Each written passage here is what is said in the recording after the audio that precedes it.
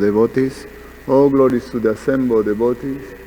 All glories to Shishiguru and Shigoranga. Om Namo Bhagavate Vasudevaya. Om Namo Bhagavate Vasudevaya. Om Namo Bhagavate Vasudevaya.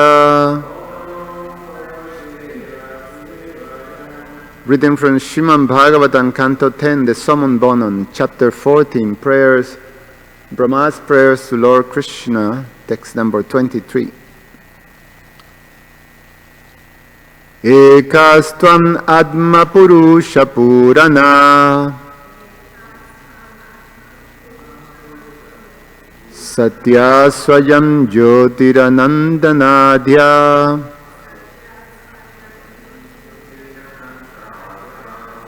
Nityoksharo Jashuko Niranjana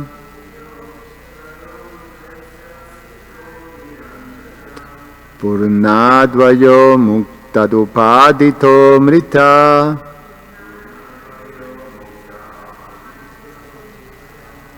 Ekastvanatma Purusha Puranaha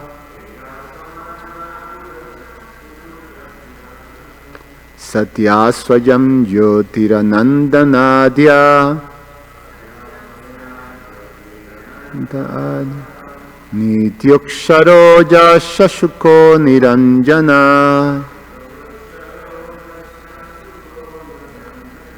Purnadvayo Muktadupadito Mrita Ekastvanatma Purusha Puranaha Satya Swayam Yotirananta Adyaha Nityoksharo Jashuko Niranjana Purnadvayo Muktadupadito Mrita. Please chant.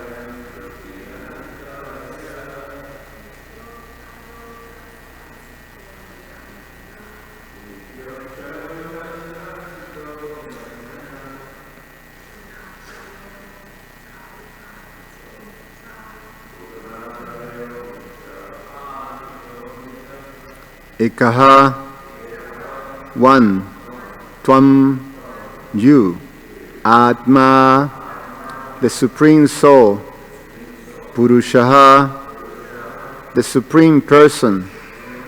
Puranaha, the oldest. Satyaha, the absolute truth. Swayam Jyotihi, self-manifested. Anantaha, without end.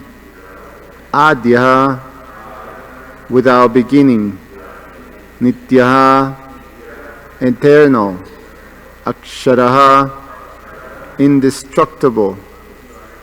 Ajashashukaha, whose happiness cannot be obstructed. Niranjanaha, devoid of contamination. Purna, complete. Advayaha, without a second. Muktaha, free. Upaditaha, from all material designations. Amritaha, deathless. Translation and purport by the humble disciples of His Divine Grace, A.C. Bhaktivedanta Swami Srila Prabhupada Ki. Translation. You are the one Supreme Soul, the primeval Supreme Personality, the Absolute Truth, self-manifested, endless and beginningless. You are eternal and infallible, perfect and complete, without any rival and free from all material designations. Your happiness can never be obstructed, nor have you any connections with material contaminations. Indeed, you are indestructible. You are the indestructible nectar of immortality. Purport. Srila Sridhar Swami explained how the various terms of this verse demonstrate that the transcendental body of Lord Krishna is free from the characteristics of material bodies. All material bodies go through 6 phases: birth, growth, maturity, reproduction, decline, and destruction. But Lord Krishna does not take material birth, since He is the original reality, a fact clearly indicated here by the word adya, original. We take our material birth within a particular material atmosphere in material bodies that are amalgamations of various material elements. Since Lord Krishna exists long before the creation of any material atmosphere or element, there is no question of material birth for His transcendental body. Similarly, the word purna, meaning full and complete, refutes the concept that Lord Krishna could grow, since He is ever existent in fullness. When one's material body becomes mature, one can no longer enjoy as in youth.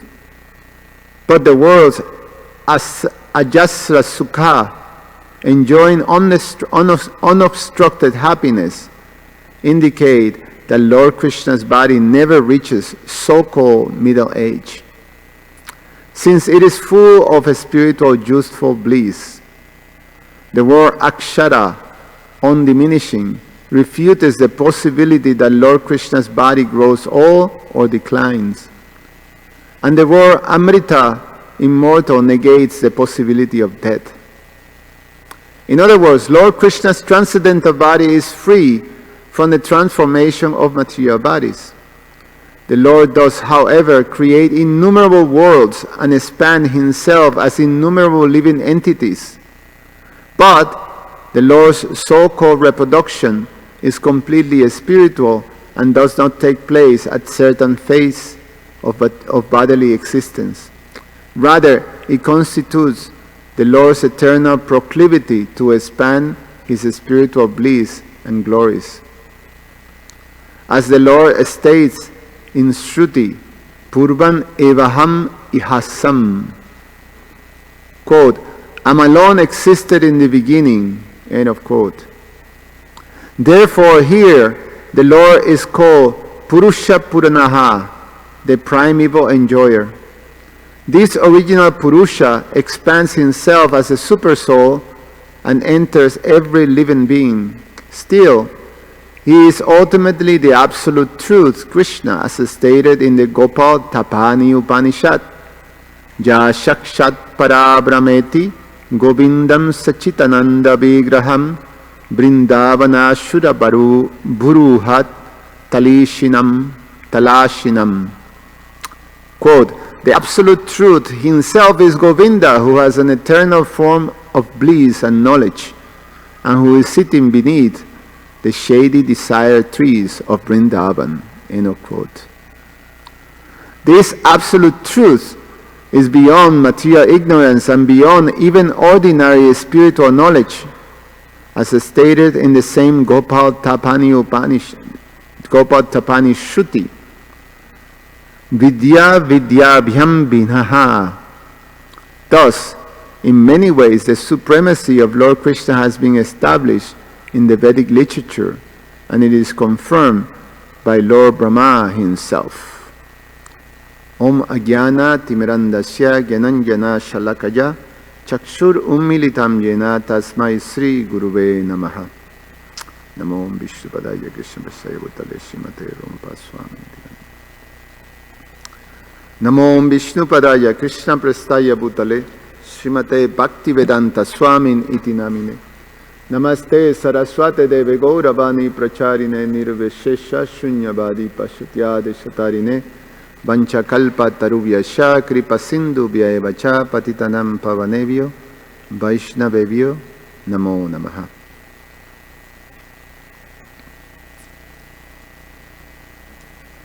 You are the Supreme Soul, the primeval Supreme Personality, the Absolute Truth, self-manifested, endless and beginningless.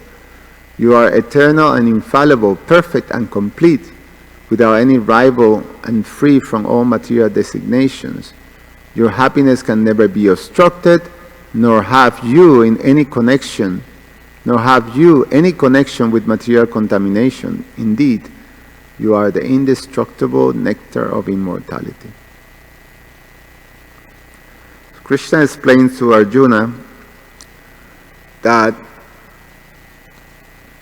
to achieve the perfection of life and to become eligible to break from this cycle of birth and death and obtain liberation, one have to have perfect knowledge.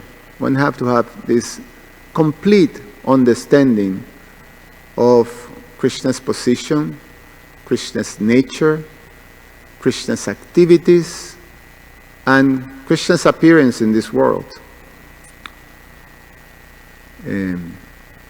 Jamma karma chame divyam. So the transcendental nature, this divyan, the transcendental nature of Krishna's activities and Krishna's qualities and Krishna's appearance. So, Jamma Karma Chame Evan Yo Veti Tattvataha. One have to understand that in Tattva, in full truth. And Lord Brahma, although he have this spiritual knowledge, Lord Brahma has as his grasp the whole understanding of the Vedic knowledge, but to fully understand the personality Krishna, the origin of everything, then that part was revealed to him in this pastime, that full understanding. And that was the end, the complete perfection of Lord Brahma's realization.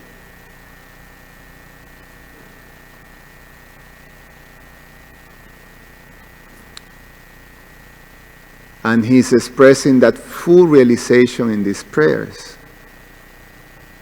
A complete understanding of Krishna, the Supreme Personality of Godhead, the original Supreme Personality of Godhead, the Swayam Bhagavan Krishna. And these verse sort of encapsulate, or encapsulate, yes, this full understanding of Krishna's position, Krishna's qualities, and describes it word by word.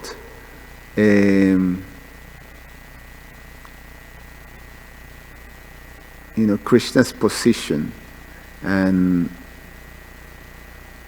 he started by saying that by his inconceivable potencies, although Krishna is there as one, so Ekkatvam Atma Purusha, he expands himself into many and is able to manifest himself as the Paramatma and enter into the heart of all living entities. So this whole understanding of a full understanding of Krishna's position, the Tattva of Krishna, is very important to, first of all, come to understand his inconceivable potencies. And the inconceivable potency is fully manifested in this capacity to be one and at the same time expand into many unlimited forms and still remain one, which is inconceivable. It's something that we can't conceive. It's an impossibility. But this is the inconceivable potency of the Lord. So He is able to expand into the heart of all living entities. As Paramatma, He is able to expand not only into the heart of all living entities, but into all the atoms of the creation. And though He is fully expanded Himself, He still is Purusha. So Purusha means that it's a supreme being, it's a person.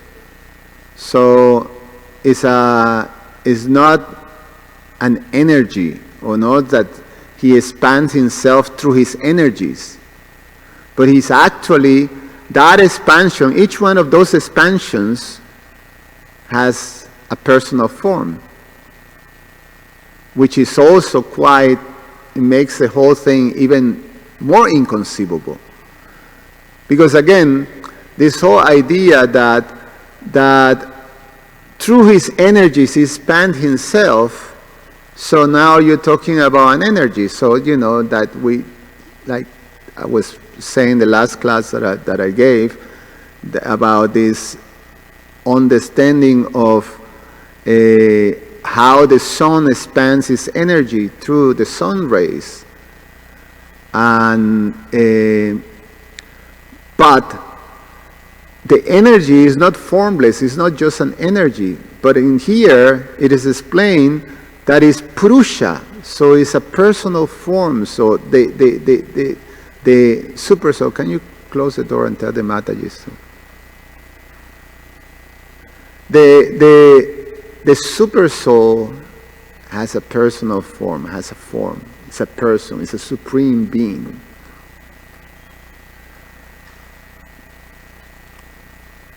So it's important to understand first that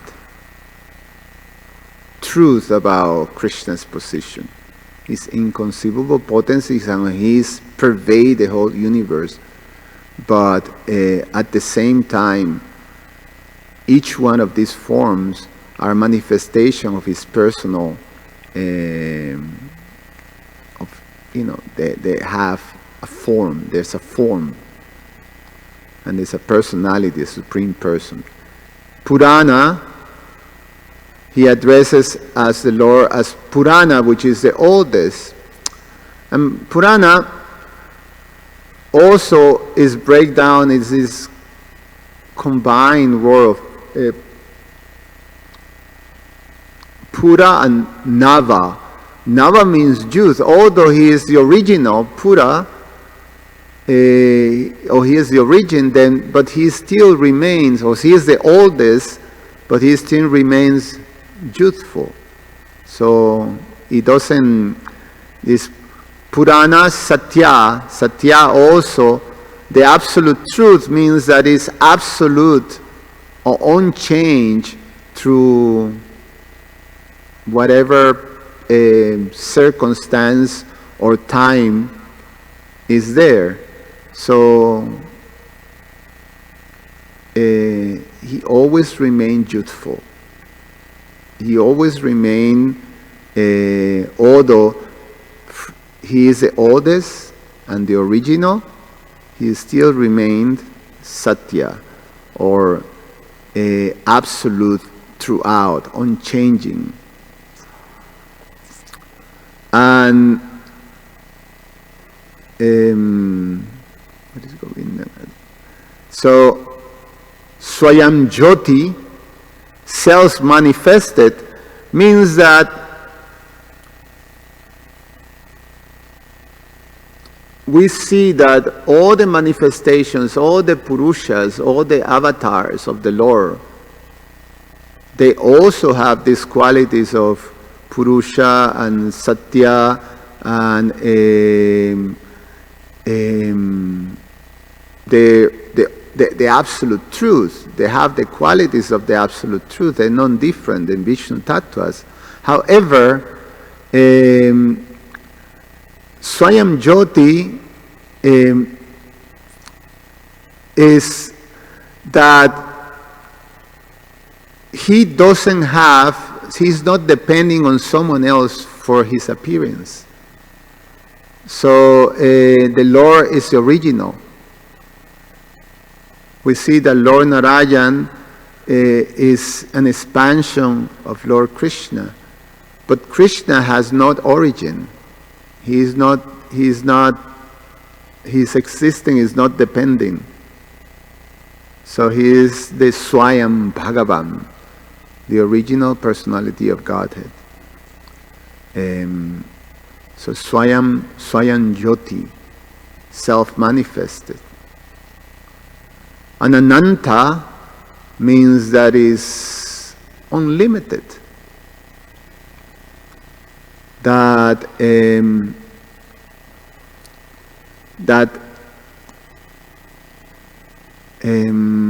his potencies are unlimited and Ananta Adya, and without beginning.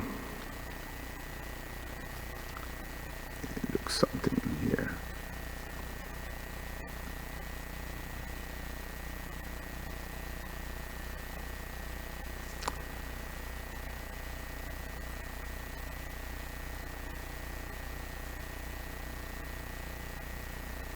Yeah, so it's addressing that part. So, Swayam Jyoti Ananta Adhya, so just making the point that he is the Govindam Adi Purusham, the original personality that doesn't have any source. And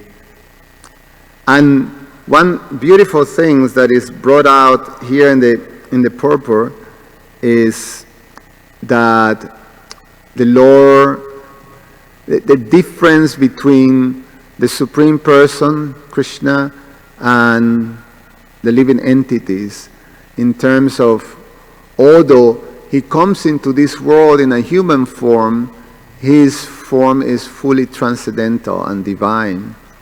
And the difference is that the Lord doesn't go to the 6 changes or the 6 phases of material existence. So birth, growth, maturity, reproduction, decline, and destruction. So the Lord doesn't take birth because He's Adya, without beginning. He says that to Arjuna that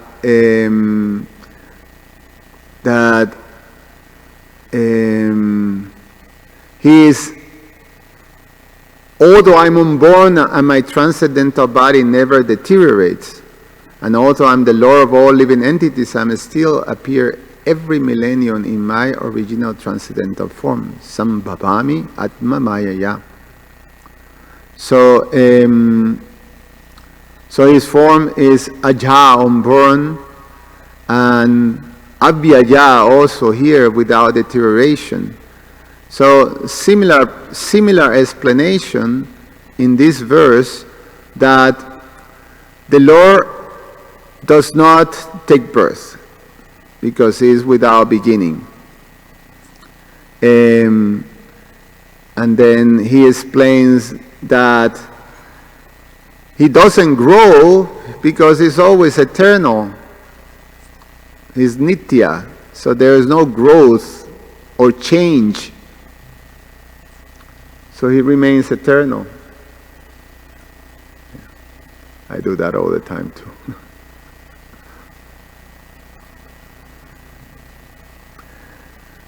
He doesn't deteriorate. He's akshara, indestructible. So His body doesn't start to dwindle, deteriorate. And it is explained that people in this material world, they have to undergo, they're afflicted by happiness and distress. So the happiness that we experience here is just a package of these two things, happiness and distress. So meaning that it's a conditioned happiness, it's temporary. It doesn't last. If we accept happiness in this world, we buy it with the, how you say, the little label in the bottom that it says, that this happiness is going to cost you this. So if you smoke and you be happy, you what's Prabhupada say, you smoke cool cigarettes, but at the end you're burning yourself, you're killing yourself. This is going to kill you. So, but the Lord's happiness is not that. It's ajashashuka. That is it's a happiness that is not obstructed by anything. There's a very beautiful point that also is addressed in this ajashashuka niranjanaha. But let me finish these 6 phases as is explained here by Srila Sridhar Swami. That what is it he says here? So it doesn't dwindle, it doesn't die. So he is Amrita, deathless. And in terms of reproduction, although he expands himself, he remains Purna, perfectly and complete. Om Purnam Purnam Adaya. So,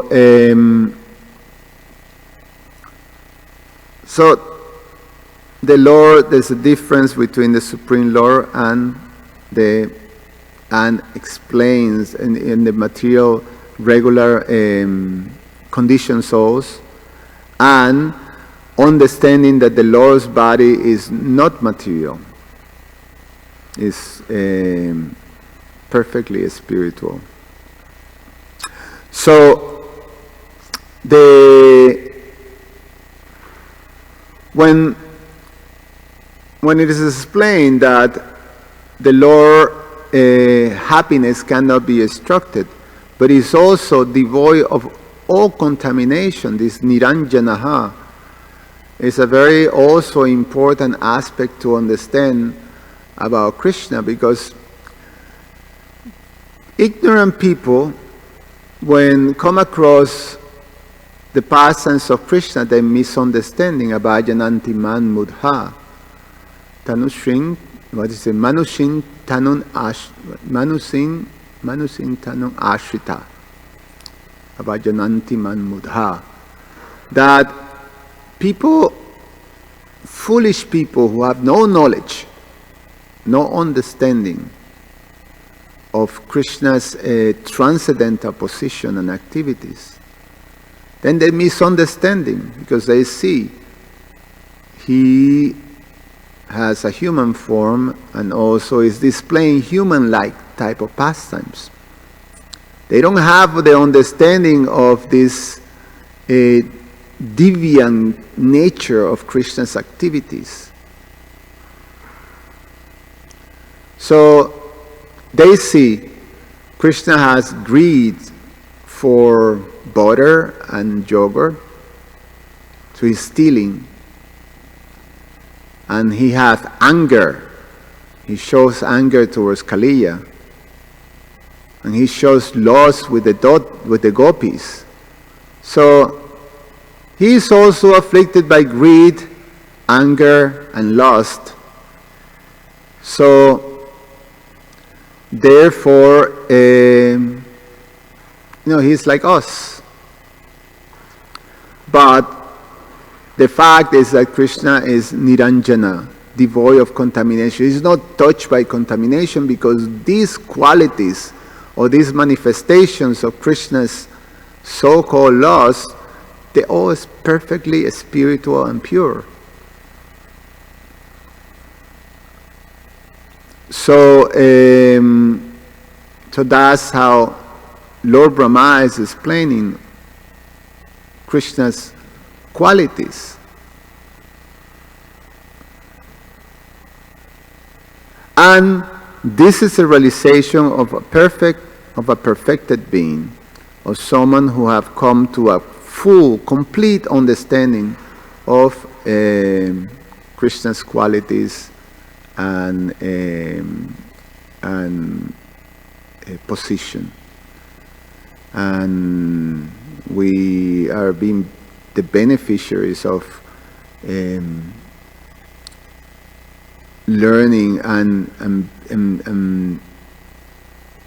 learning about Lord Brahma's realization. I didn't have to prepare, so I have to more or less wing it a little bit. So I'm sorry, it's not very together. Open for questions or comments.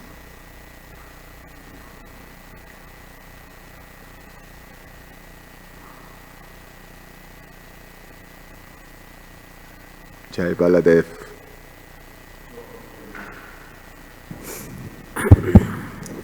I'm getting confusion. Can you explain about the Vrindavan Krishna and Vasudeva Krishna?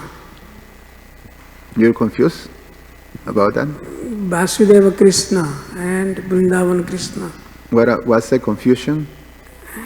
Yeah. And also, I'm asking, what is the confusion? Confusion means what is the difference?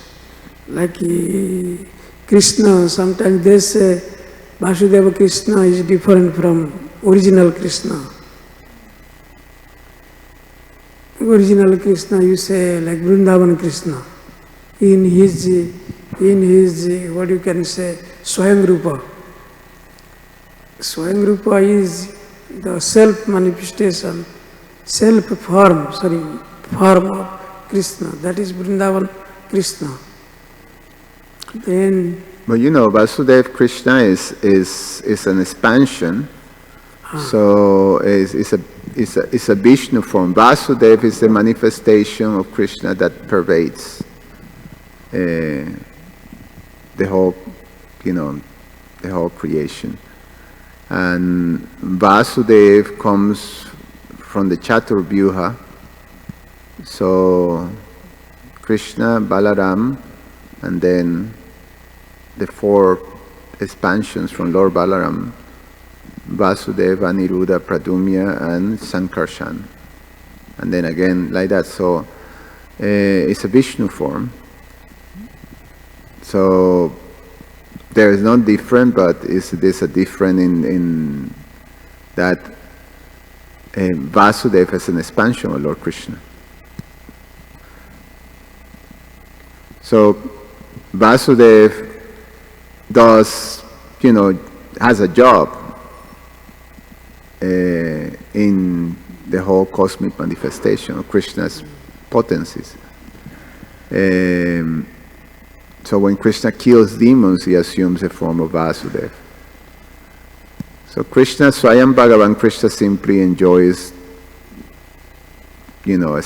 beautiful pastimes with his devotees in Vrindavan. That's my simple understanding of it. Okay.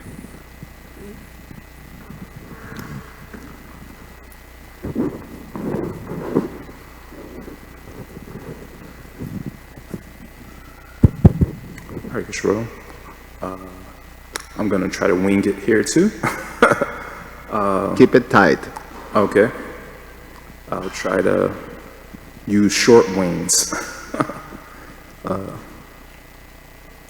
Hopefully. In the Prabhupada's report, he mentions Lord Krishna is free from the characteristics of the material body. Turn down number 1.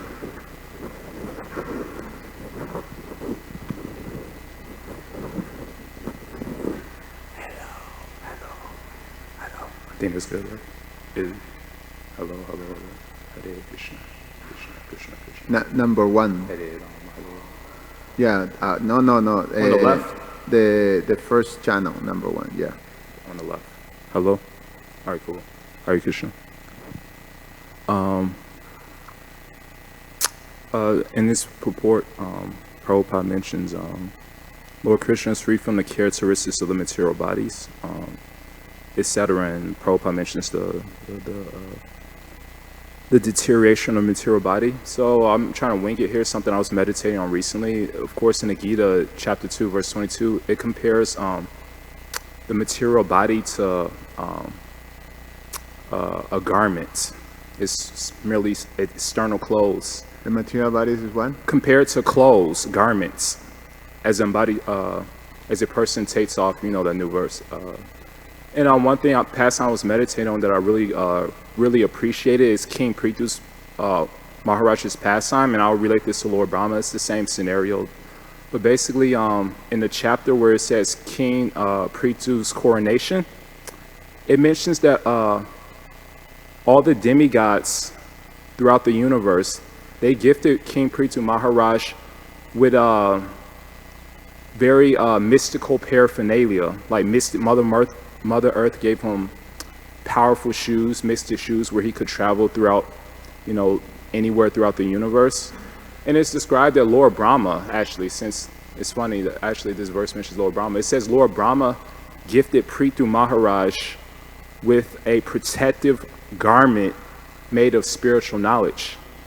And the reason I really love this is because we see throughout the history, we see people are famous all over the world for their fashion. But we see that what is the use of celebrities, athletes, politicians, kings? What is the use of having nice fashion on the outside if they destroy their career and all the relationships because they didn't fashion themselves on the inside? There's a nice quote that says, nice clothes won't cover up a bad attitude. Your attitude will determine your altitude.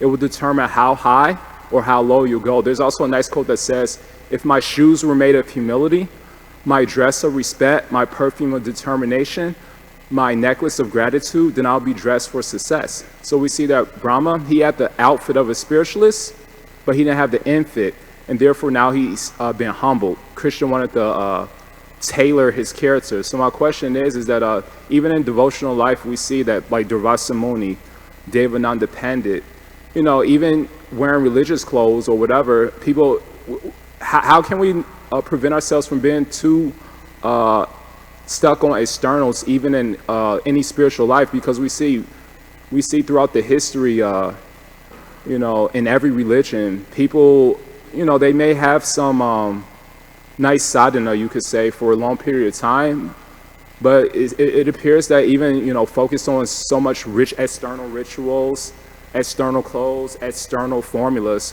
it seems like we kind of neglect the internal fashion, and it shouldn't be that way in spiritual society. So how can we, what are some steps we could do to fashion ourselves on the inside? Or, I don't know, if like I said, I was winging it, so, but these are some points I appreciate it from the bottom of the time.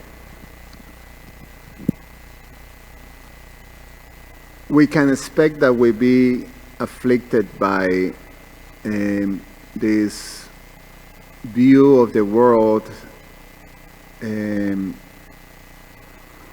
seeing the externals. It's as long as we are afflicted by false ego, we're going to be having that problem. So what false ego forces us to see things like that, because false ego, the first thing of false ego is this whole thing of I am, and this is mine. So there is already something, that differentiates me from others, and then then I'm going to be seeing, okay, so here's another, it's about competition. It's about, okay, so this is mine, so therefore if I claim this mine, I have to protect it, etc., etc. I have to communicate. So then we start to see things on the same level. So material consciousness means external.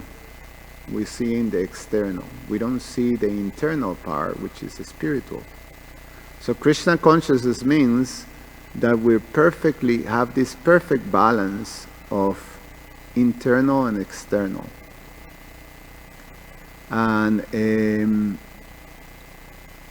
then we can have this samadarshana type of level. And we can able to see that the connectivity that is on everything, that Krishna's presence, everything is Krishna's energy. And we're able to see things like that. They're Krishna's. It's very insightful. Krishna in the Bhagavad Gita, after the Tadvidhi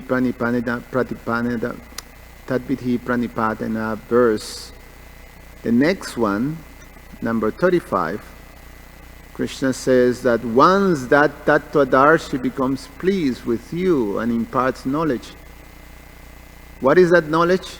That you will know that everything is Krishna's.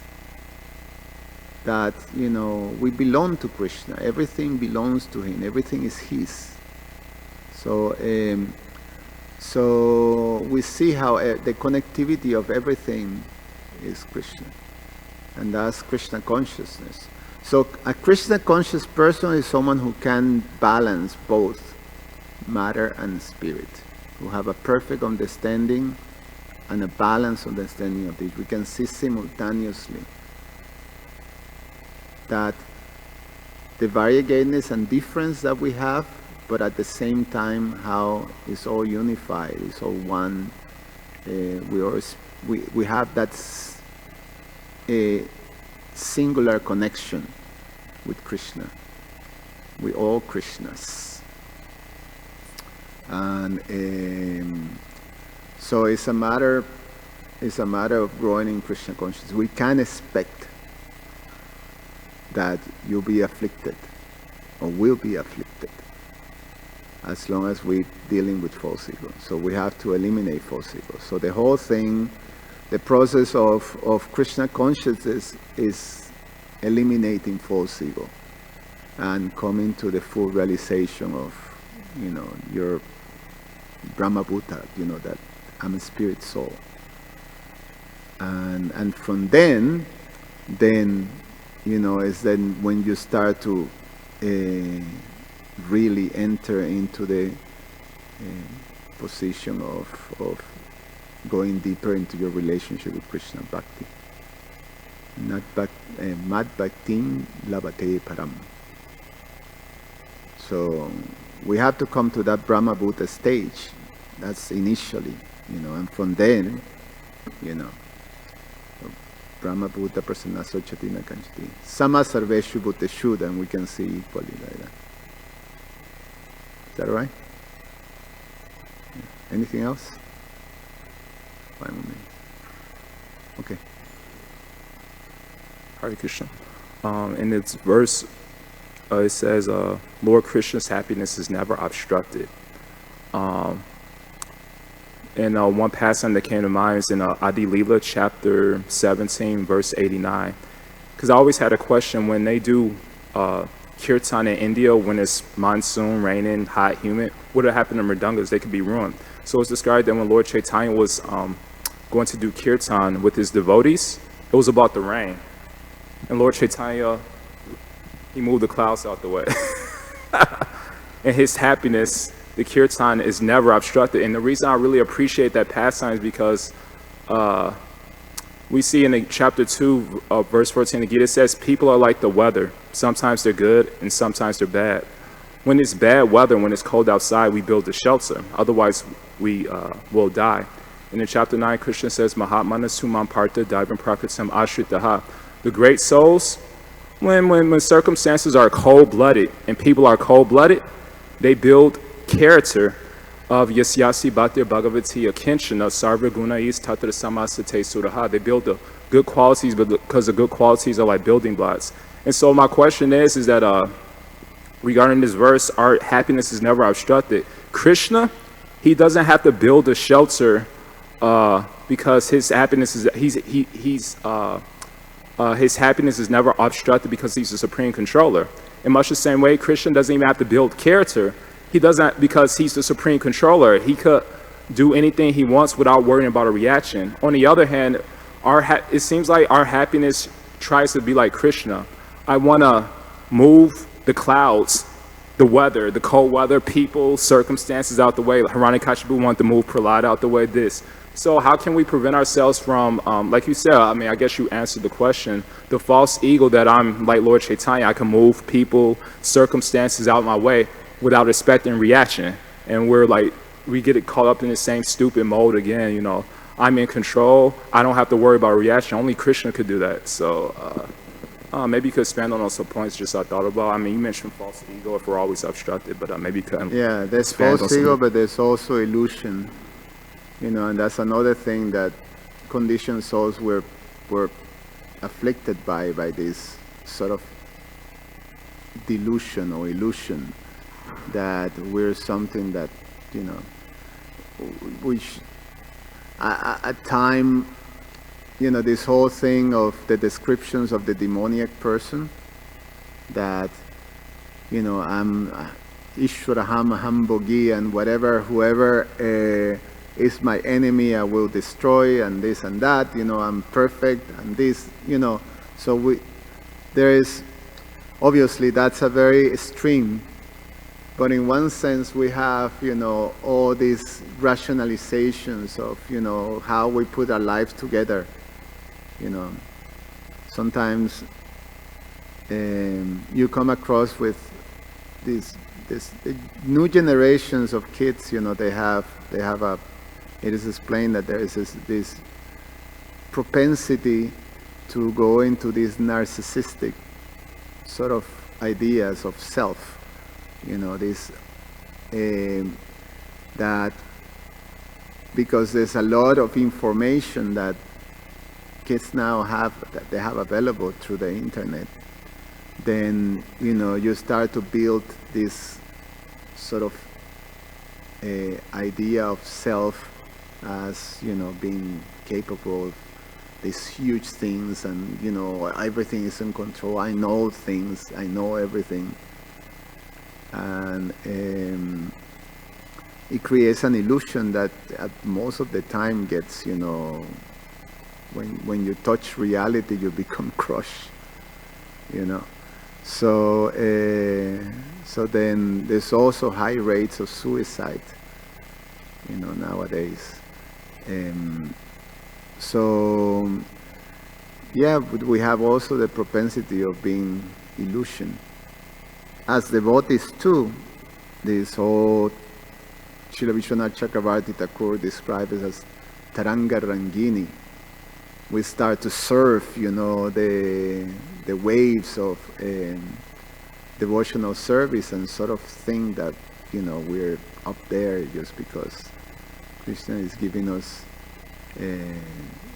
some understandings and things like that. So we have to watch it. So it's another one of the defects that we have as long as we're conditioned. Illusion, propensity to cheat, imperfect senses, etc., etc. I'm going to stop here. Thank you so much. Garantara Shriman Bhagavatam Ki Jai.